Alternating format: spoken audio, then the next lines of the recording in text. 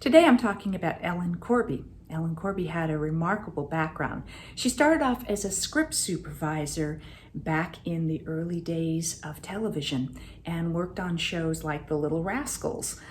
When she came to join the Waltons, she had already had quite an extensive film and television career. And some of you have mentioned seeing her on any number of shows, from the Andy Griffith Show, I Remember Mama, and of course It's a Wonderful Life. Ellen was always such a consummate professional, and I learned a lot from her about discipline and about being prepared and doing the work. And she kind of mentored me. I think she sometimes said that I reminded her of herself when she was younger. So I think she kind of took me under her wing. I particularly loved all the scenes between her and Will Geer. They were so adorable together as Esther and Zeb. And, you know, you saw some of her softer side sometimes with him, which was really sweet. And I particularly loved the scene up on the mountain when she talked about their early marriage and how scared she was as a young girl. And I thought that was a really sweet, poignant story. So I loved those scenes. And she and Will had a wonderful time playing off of each other. And, you know, she, of course, would call him "you old fool," and he was always trying to tease her and stuff.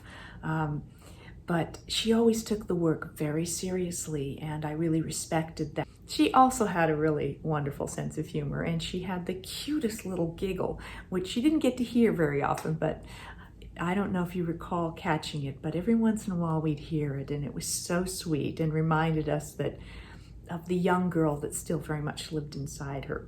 The other thing was that she was incredibly flexible, and she would, and I know there was a scene, and I don't remember what episode it was, so if you remember, please post below and remind me, but there was an episode where we were kidding her about something, and she stood up and leaned over and touched the floor with her palms flat, you know, and we were all like, oh my goodness, wow, she really is very limber. And I remember after she had her stroke, I mean, that was remarkable for the producers to do that, to bring her back. And that hadn't really been done in film and television, and to bring back someone who obviously was still very much suffering from the effects of that stroke. And she very much struggled to speak, and she had to work really, really hard to get those words out. But when she did, it was just so moving. And I felt that it was an incredible, acting lesson watching her, because what she did with no dialogue was so much more than so many actors do with monologues. So I was so impressed by her work, and I thought some of those scenes afterwards were just heartbreaking. You know, when she had that scene with Olivia where they were snapping peas, and she got so frustrated, and finally Olivia realized that she was saying that she thought that nobody needed her, and of course Olivia's like, of course we need you, and I just brought tears to my eyes, and you know, and just her courage as an actress. So she was definitely someone to admire, and I hope that you enjoyed Grandma as much as we enjoyed working with her. I'll be back to talk about more of the cast. So in the meantime, please comment, please subscribe. It'll let you know when I'm doing another video.